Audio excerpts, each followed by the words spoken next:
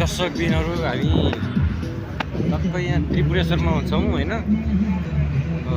मसँग आज एकजना सर हुनुहुन्छ, यहाँ प्रत्यक्षदर्शी सरहरू हुनुहुन्छ।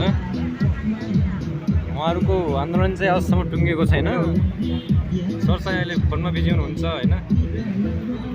अब आन्दोलनको बारेमा बोलौँ कि भनेर म भिडियो बनाउन बाध्य भएँ। सरसँग मैले यो आन्दोलनको बारेमा केही कुरा बुझेको थिएँ र उहाँले भन्नुभयो कि यो नयाँ शिक्षा ऐन चाहिँ लागू नभएको कारणले आन्दोलनमा हामी उत्रिएका हौँ भन्ने कुरा राख्नुभएको छ है सर। हजुर सरले थोरै के भनिदिनु पर्यो नेता होइन।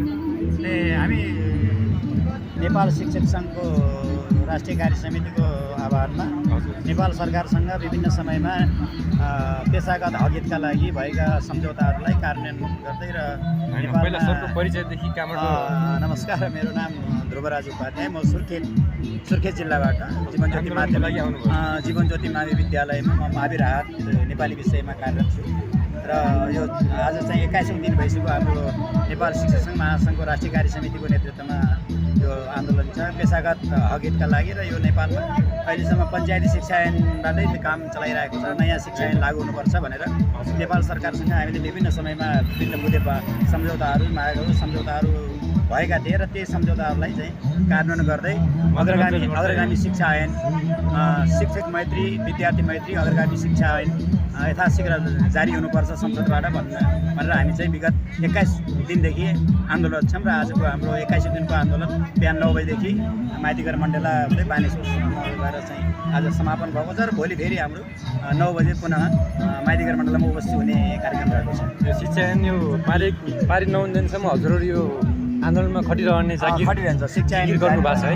शिक्षा ऐन जारी नभएसम्म र नेपाल सरकारले चाहिँ नगरेसम्म हामी चाहिँ आन्दोलनमा सडक छोड्दैन। एकदम सर। हेलो त यति टाढाबाट पनि शिक्षाको मागको लागि यहाँसम्म सर आइरहनु भएको छ है। विगत 20 दिन भयो, 20 दिन जति भयो, 21 दिन भयो। 21 दिन भयो आज। चैत्र 20 गतेदेखि हाम्रो प्रारम्भ भने पारित अझसम्म हुन सकेको छैन। पछिको समयमा अब यस्तै समस्या होला कि कस्तो होला सर? हाम्रो चाहिँ नेपाल सरकारसँग अहिलेको चाहिँ विशेष गरेर शिक्षा ऐन भरपर्दो एउटा आश्वासन, केही विश्वास गर्ने वातावरण, एउटा केही मन्त्री परिषदबाट पनि केही शिक्षकका समस्याहरू सम्बोधन हुन सक्छ।